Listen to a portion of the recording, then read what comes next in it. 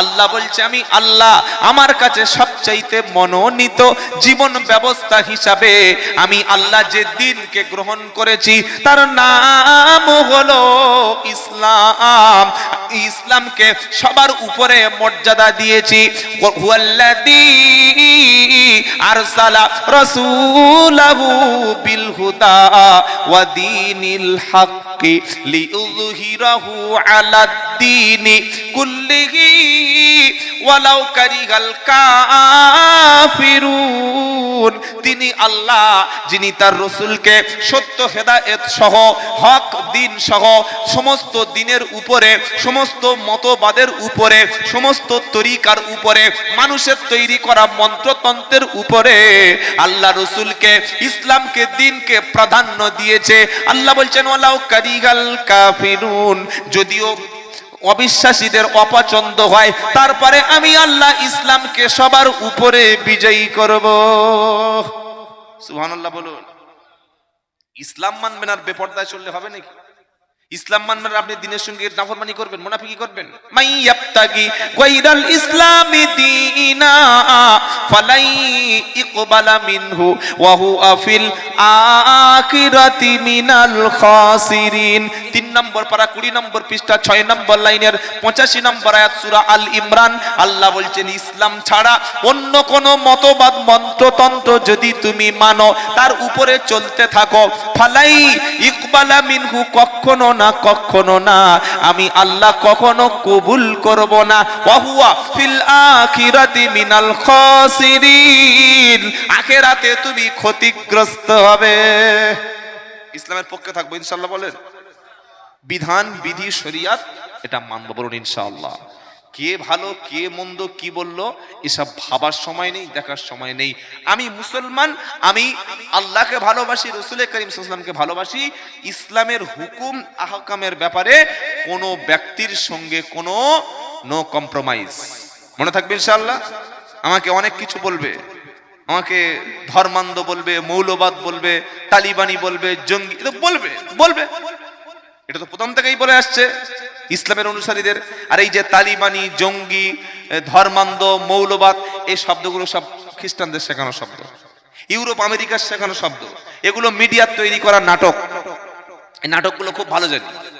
এই মিডিয়ার তৈরি করা নাটকগুলো সব ইসলামের পক্ষে বিপক্ষে ব্যবহার করা হয়।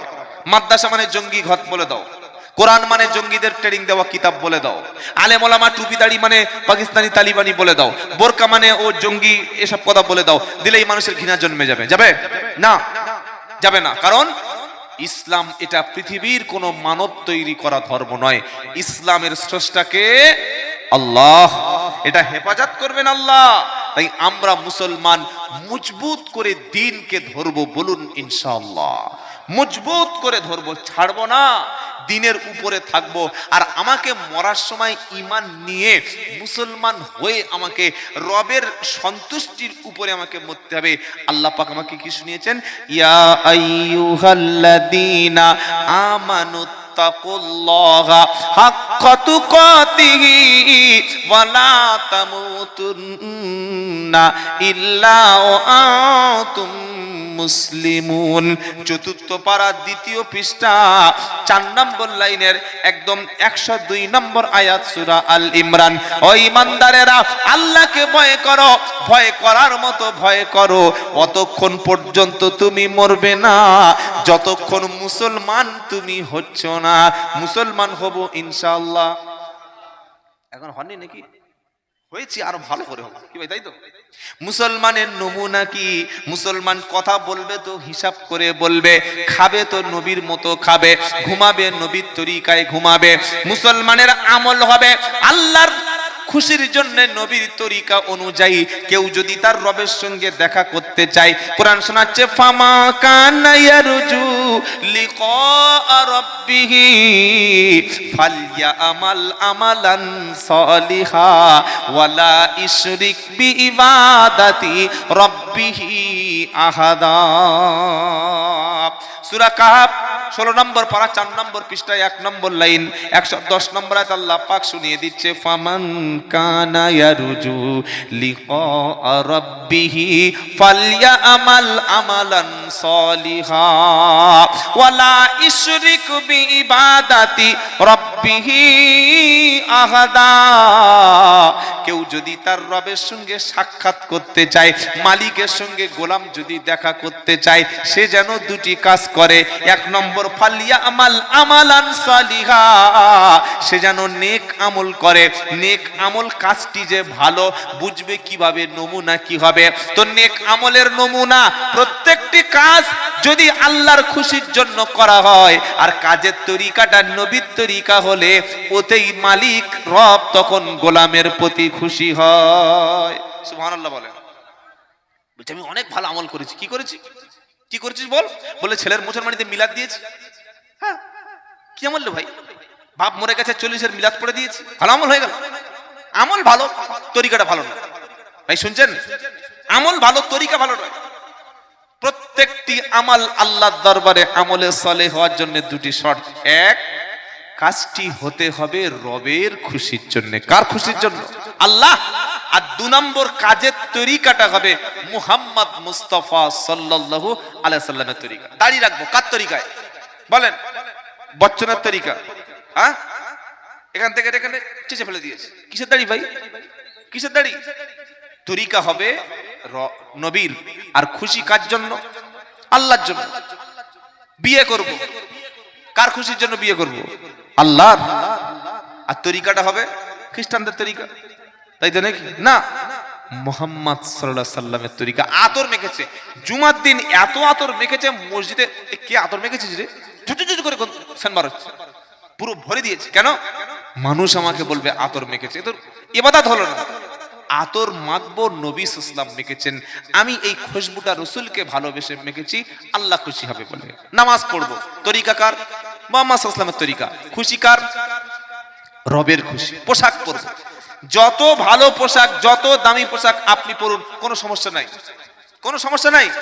তবে দুটো মাপকাঠি আপনাকে ফলো রাখতে হবে। ভালো করে শুনুন, যত দামি পোশাক, যত ভালো পোশাক আছে সব পরুন, সমস্যা নাই। কিন্তু পোশাকের ক্ষেত্রে আপনাকে লক্ষ্য রাখতে হবে, এই ভালো পোশাকটা পরেছেন, এটা যেন আপনার কাছে অতিরিক্ত বা ফজুল খরচের মধ্যে না পড়ে।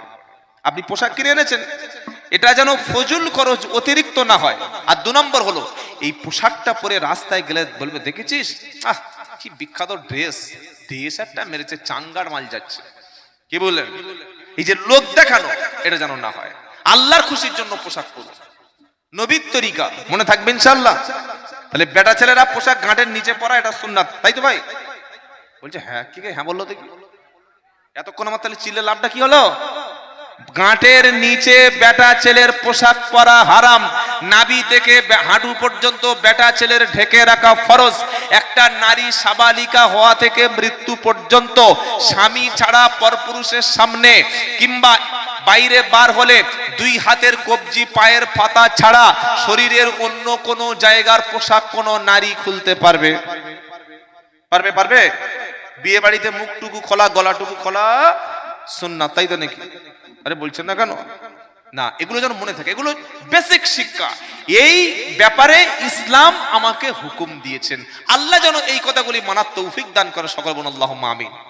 রবের সঙ্গে বান্দার সম্পর্ক হবে, প্রথমে শুনিয়েছি সেজদাতে। কখন বলেন? সেজদাতে। 2 নম্বর, রবের সঙ্গে বান্দার সম্পর্ক তৈরি হবে তাহাজ্জুদে। কোথায় বলেন? ওয়াল্লাযীনা ইয়াবিতুনা লিরাব্বিহিম সুজদাও ওয়া কিয়ামা ওয়াল্লাযীনা ইয়াকুলুনা রাব্বানা সরিফ আন্না আযাবা জাহান্নাম ইন্না আযাবাহা কানা গরামা ইন্নাহা সাআত মুস্তাকাররা ওয়া মুকামা। পারা নাম্বার 19, পৃষ্ঠা নাম্বার 4, লাইন নাম্বার 10, আয়াত নাম্বার 68, সূরার নাম ফুরকান।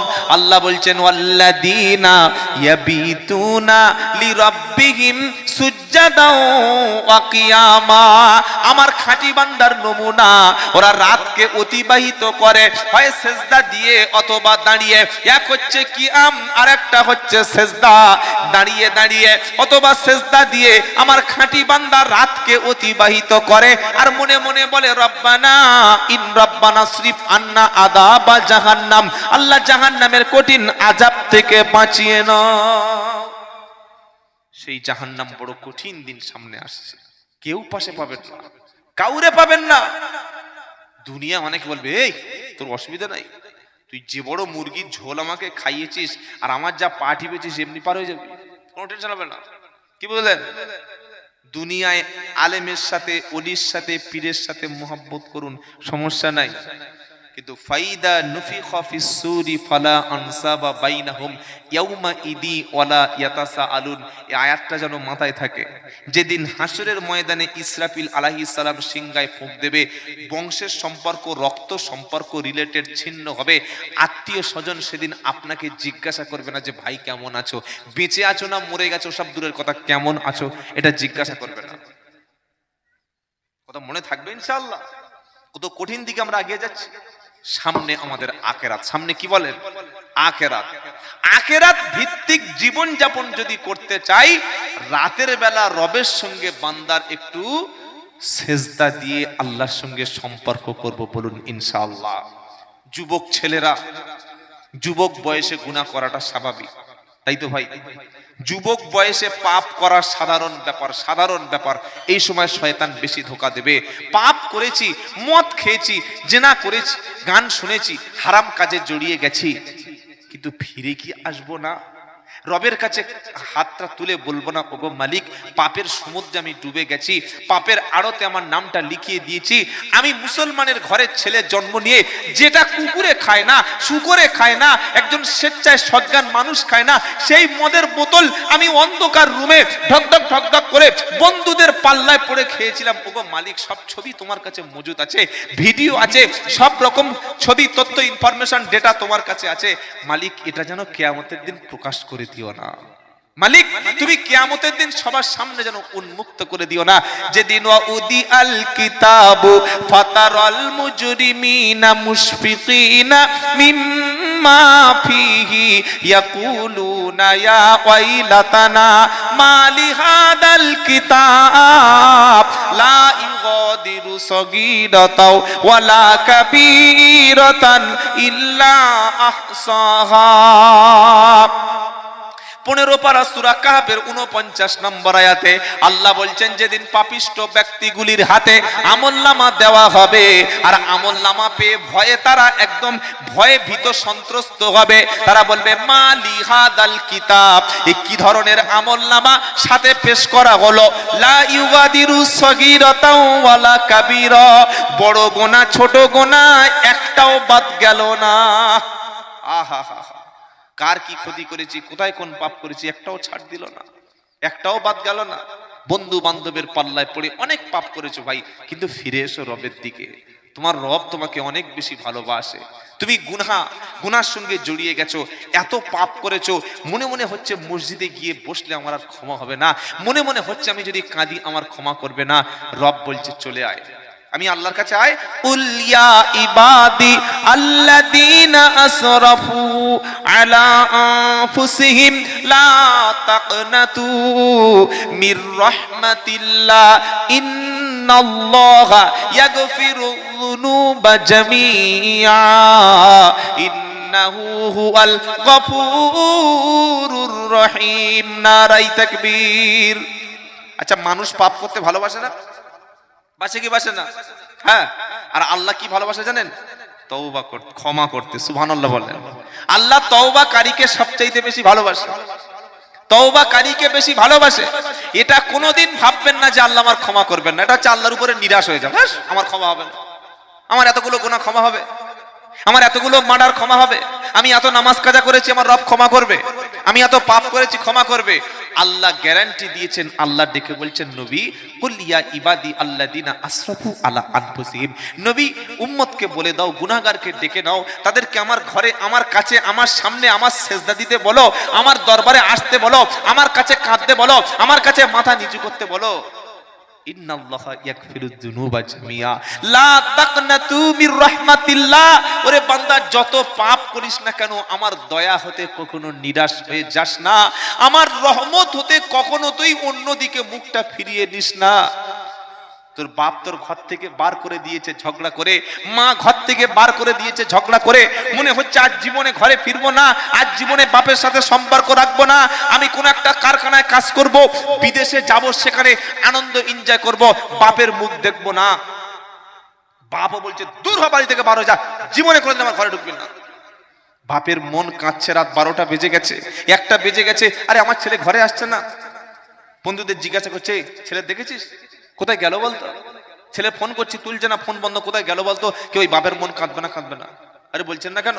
বাপের মন কাঁদছে যে যদি ছেলে এসে আমার কাছে ক্ষমা চায় ক্ষমা করে দেবো, ছেলে আমার কাছে যদি একবার ফিরে এসে আব্বা বলে ক্ষমা করে দেবো, ছেলে যদি আমার কাছে ফিরে এসে ক্ষমা করে দেবো। বাপ শুয়ে পড়ছে, মা বলছে কি করবো, তোমার ছেলে কই, ছেলে কই, ছেলে কই, ছেলে আমি ঠিক করে দেখছি কোথায় আছে, দেখ। আমার ছেলের জন্য গরম ভাত, ডিম ভাজা, আলু, একটু মাছ, একটু মাংস আলাদা প্লেটে রেখে দিবি। ছেলে ঠিক ঘরে ফিরে আসবে। 1টা বেজে গেছে, আসে না। 2টো বেজে গেছে, আসে না। 3টে বেজে গেছে, আসে না।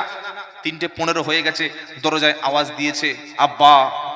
যেই বলেছে আব্বা, সঙ্গে সঙ্গে বাপ দরজাটা খুলে দিয়ে বাপকে ছেলেকে বুকের সঙ্গে নিয়ে কেঁদে বলেছে বাবা, আমি তোকে কত ভালোবাসি জানিস, তুই ভুল করেছিলিস, বন্ধুদের সঙ্গে মিশে একটা বাজে কাজ করেছিলিস, আমি তোকে মেরেছি, বাড়ি থেকে বার করে দিয়েছি, এটা কিন্তু সত্যিকার অর্থে তোকে দিইনি, তোকে আমি সংসার থেকে বার করে দিতে চাইনি, তোর ভুলটা সংশোধন করার জন্য বলেছি, তুই আমার কাছে আয়, এমন কাজ আর কখনো করিস না।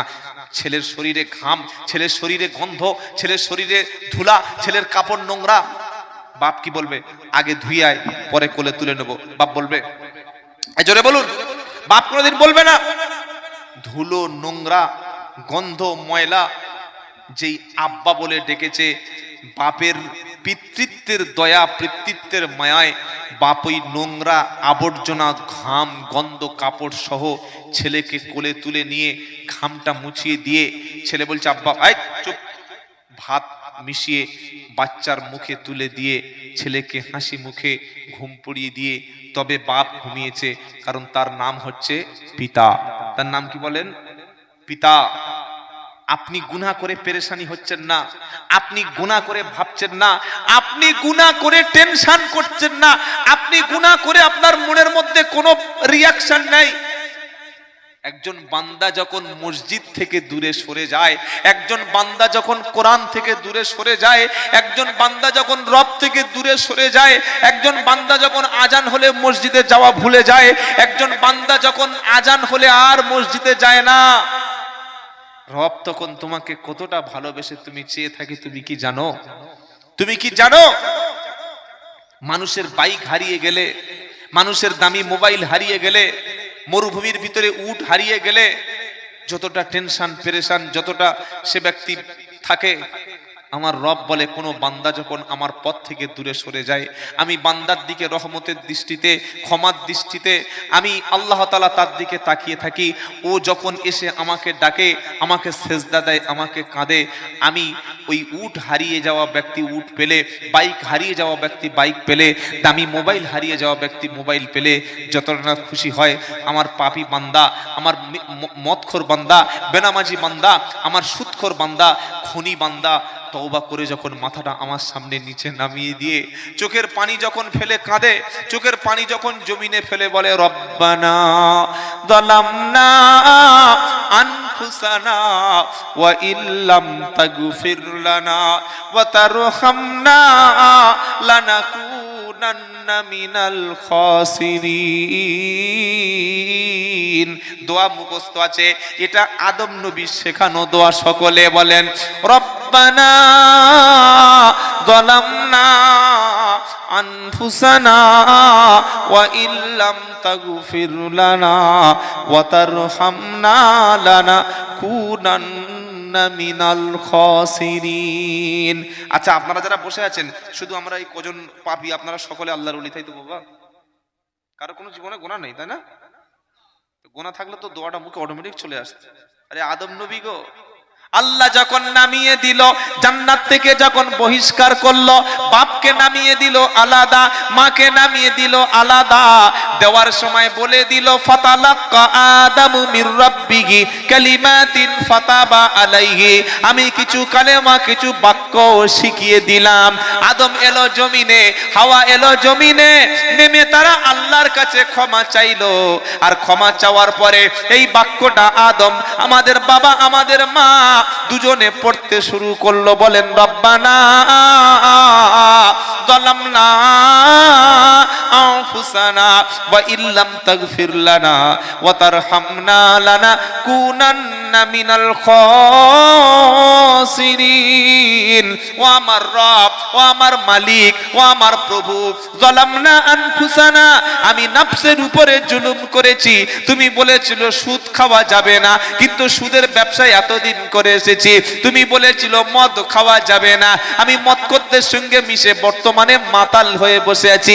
তুমি বলেছিল জেনা করো না, আমি জেনা ছাড়া চলতে পারি না। তুমি মিথ্যা বলতে মানা করেছিলে, আমি অসংখ্য মিথ্যা কথা বলেছি। তুমি আমাকে নামাজ কাজা করতে মানা করেছিলে, আমি নামাজ কাজা করেছি, নফসকে নষ্ট করে ধ্বংস করে দিয়েছি।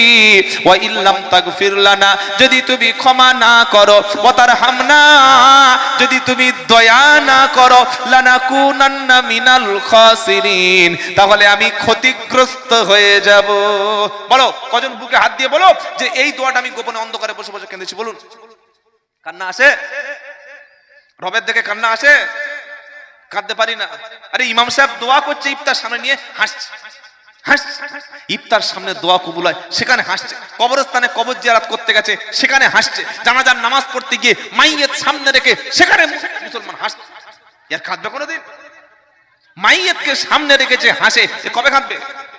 মরা লোক দেখে, আখেরাত দেখে, কবর দেখে, পরকাল দেখে, অন্ধকার ঘর দেখে, কবর ডাঙা দেখে, নিজের গ্রামের লোক মারা গেছে তাকে দেখে যদি শিক্ষা না নিতে পারে, এ মুসলমান হাসবে? কাঁদবে?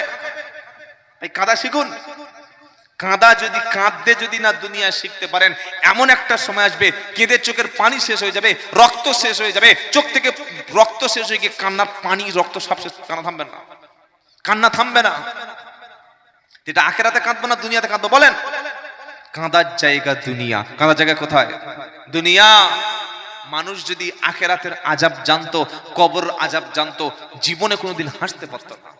কবরের আযাব যদি মানুষের মনের মধ্যে যদি সামান্য আখেরাতের ভয় থাকতো, মানুষ দুনিয়ার ফিতনায় পড়ে এমন কিছু হতে পারতো না। আপনাদের গ্রামে ঈদের নামাজ হয়েছে? হ্যাঁ না বলেন? ঈদের নামাজ পড়ে মসজিদের সামনে মুসলমানের ছেলে ডিজে বাজাচ্ছে। এক সপ্তাহ মসজিদের সামনে ডিজে। হিন্দুরা করলে খুব অপরাধ না? মুসলমানের মসজিদের সামনে থেকে 10-12টা ছেলে, হিন্দু ছেলে ডিজে বাজাতে বাজাচ্ছে, বলছে দেখেছিস আমাদের মসজিদ থেকে ওরা ডিজে বাজাচ্ছে, আমাদের মসজিদ থেকে ওরা ডিজে বাজাচ্ছে। বলে আপনি প্রতিবাদ করেন, আমাদের এখানে সব চলবে না। তারা বললো ঠিক আছে ভাই, আমি একটু পার হয়ে সামনে মন্দির থেকে বাজাবো। আর আপনার ঘরের ছেলে, আপনি হিন্দু ভাইকে একজন ডিজে বাজার থেকে তেড়ে গেলেন, এই মসজিদের সামনে চলবে না। ঈদের নামাজের পরে মসজিদের সঙ্গে গেট করে ডিজে বক্স এনে 3 দিন 4 দিন মানুষকে ঘুমোতে দেয় না। এই অপরাধটা পাড়ায় হচ্ছে না, হয় না বলুন? হাওড়ায় চলে যান, সাঁতরাগাছি চলে যান, অঙ্কুরহাটি, ধুলাগড়, ঈদের পর থেকে 1 সপ্তাহ আমার এই পূর্ব মেদিনীপুর, পশ্চিম মেদিনীপুরে প্রোগ্রাম ছিল। প্রত্যেক দিন মাগরিবের সময় আমি সাঁতরাগাছির ওখান থেকে বেশিরভাগ সময় পার হই। 1 সপ্তাহ ব্যাপী ঈদ মোবারক লেখা, সেখানে ড্যান্স করছে, উলঙ্গ নাচছে মুসলমানের ছেলে, মুসলমানের মেয়ে। এই জাতির কোন দুঃখে আল্লাহ তাদের মর্যাদা ফিরিয়ে দেবে আপনি বলে আমাকে বোঝান। ঈদের, রমজান কাঁদার মাস ছিল, ঈদের দিনটা আপনি আল্লাহর কাছে 2 রাকাত নামাজ পড়ে নিজের গুনাহ মাফ করে নেওয়ার দরকার ছিল। মুসলমানের ছেলে গোপনে গান শুনছেন, সেটা আলাদা, আল্লাহ ক্ষমা করবে, আল্লাহ যদি ইচ্ছা করে শাস্তিও দিতে পারে। কিন্তু প্রকাশ্য ফাসিকি, প্রকাশ্য অপরাধ, এটা মানুষের মধ্যে কতটা বাজে রিয়াক্ট করছে আপনি ভেবে দেখবেন। তাই ভাই বক্তব্য জীবনে প্রচুর শুনেছেন, যেটা প্রয়োজন সেটা হচ্ছে চিন্তা করার, সেটা ফিকির করার। আমরা শুনি কিন্তু ভাবি না, ভাবার সময় নেই। বক্তব্য শুনে বাড়িতে যাচ্ছে, বিড়ি ধরিয়ে বলছে, ভাই আজকে যা দিল না, খুব দিয়েছে। কার দিয়েছে? তো দিয়েছে কোথায়? আপনার পকেটে পড়েছে না কানে পড়েছে না পেটে না পিছনে? কোথায় পড়েছে? কোথায়? আপনার তো দিলের মধ্যে কথাটা নিতে পারেন নাই, তাই আপনি জলসা শুনে সারা জীবন মানুষ হতে পারেন নাই। জলসার কমিটি 30 বছর জলসা শুনছে, এখনো পেশাব করে জলসার দিন পানি নেয় না। জলসার সেক্রেটারি এখনো মাথায় টুপি ওঠে নিয়ে, সে জলসা সেক্রেটারি হয়ে বসে আছে। 20 বছরের সেক্রেটারি, কলেমা বলতে পারে না। আর ইমাম সাহেবের কাছে 10 দিন বসুন, দাওয়াত ও তাবলীগের সাথীদের সঙ্গে ঘুরে আসুন। যোগ্য ইমাম মসজিদে রেখে তার কাছে 1 মাস গিয়ে বসুন। হাতে কলমে অজু, গোসল, দোয়া, নামাজ দিন শিখিয়ে দেবে। এটাই শিখিয়েছে উম্মাতকে নবী, যে আলেমের কাছে বসে দিন শিখো, আলেমের কাছে বসে নিজের মধ্যে কমতি কি আছে ওটা দেখো। আর আমরা বক্তারা কি করি জানেন? বলে এই রসুলের মোহাব্বত, রসুলের আশেক, রসুলের প্রেম। হঠাৎ বক্তব্য করতে করতে উঠতে উঠেছে, বুঝলেন কি? উঠে বলছে রসুলের মোহাব্বতে আল্লাহুম্মা সাল্লি আলা, চালিয়ে দিয়েছে, দিয়া নিজে ঢক ঢক ঢক ঢক করে চা খেয়ে নিচ্ছে। একটা শিক্ষিত ছেলে ছিল, বললে ইডিয়েট দেখেছি, একদম জ্যান্ত ইডিয়েট। হ্যাঁ, উনি বললেন রসুলের মোহাব্বত করো, আর নিজেই চায়ের মোহাব্বতে চা খেতে লেগে গেল। ভাই শুনছেন আপনারা? হ্যাঁ, আবার দেখতে চাষ হবে, এই হাফ বাকি আছে, এখন 10 ml বাকি আছে, কি করবে? এই রসুলের মোহাব্বত কই, আল্লাহুম্মা, ফাঁস শুরু করে দিয়েছে। এটা কি মোহাব্বত ভাই আপনার? রসুলের মোহাব্বত যখন দিলে থাকবে, অন্তর থেকে দরুদ পড়বে, মে ইহা হু মেরা দিল মদিনা মে হ্যায়। দিল মদিনায় আছে, মদিনায় দিল থাকলে ওযু করে পবিত্র হয়ে কোরআন পড়বে, নামাজ পড়বে।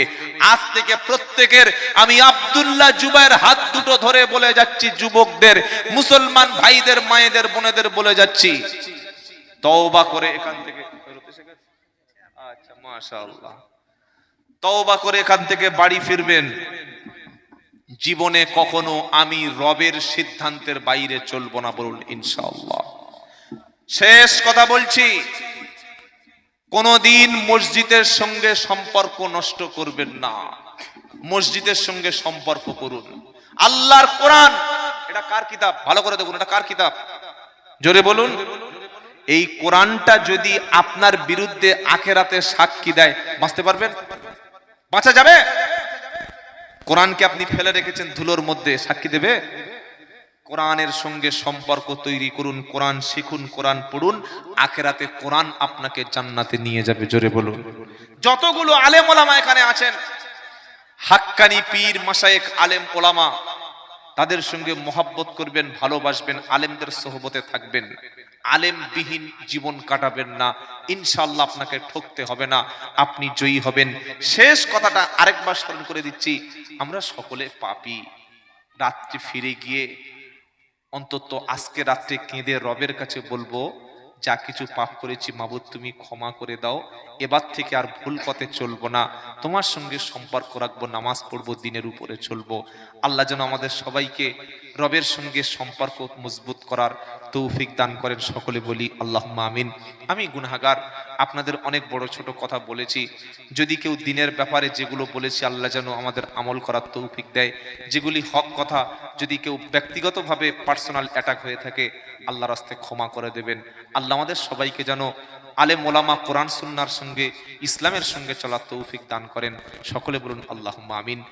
ভালো একজন এসছেন যিনি যোগ্য আলেম, খুব সুন্দর বক্তব্য করেন। আর সত্যি বলতে এখন এই বেজে গেছে প্রায় 12টা 45। আমি আপনাদের কেশপুরে বা এই মেদিনীপুরে আল্লাহ আমাকে, আপনারা আসার সুযোগ দেন, অনেক জায়গায় আসি। 12:30 থেকে 1টা এইরকম সময় একটা বক্তব্য শেষ করবেন, এর বেশি বক্তব্য নিয়ে যাবেন না। ইনি এসছেন অনেক দূর থেকে এসছেন, তিনি তো নিশ্চয়ই 1-1.5 ঘন্টা 2 ঘন্টা কিছু কথা বলার উদ্দেশ্যে এসছেন। এখন মানুষের যদি শোনার ইচ্ছা বা ঘুম যদি ধরে যায়, কি সারা রাতের প্রোগ্রাম নাকি? আড়াইটা মানে তো ফজর নামাজ এমনি কাজা হয়ে যায়। কি মাশওয়ারা আপনাদের। যাই হোক, এগুলি সামনের বছর থেকে একটু চিন্তা ভাবনা করবেন। 12টা থেকে 12:30, দরকার বক্তা আমাকে বাদ দিন, আরো একজনকে বাদ দিন, একটা বক্তা দুটো বক্তা রাখুন। কি ভাই অসুবিধা হচ্ছে এগুলো আপনাদের? 12:30 1টার মধ্যে সেরে দিলে ফজরের নামাজ হবে, আর তা না হলে সারা রাত চলুক, ফজরের নামাজটা পড়া হবে। নামাজ বাদ দিয়ে যেন এরকম কাজ আমরা না করি। আল্লাহ আমাদের হ্যাঁ কি হ্যাঁ ওই ওই ওই- ওই ওই রোগটা তো আপনি ঠিক ধরতে পেরেছেন। যাই হোক, একবার সকলের তাকবীর দেন, নারাই তাকবীর। এই ভাইয়ের সঙ্গে আপনাদের দুশমনি আছে নাকি? আস্তে তাকবীর দিলেন কেন? নারাই তাকবীর, নারাই তাকবীর। আল কোরআনের আলো, আল হাদিসের আলো, নারাই তাকবীর। ওলামায়ে কেরাম, ওলামায়ে হক বলুন জিন্দাবাদ।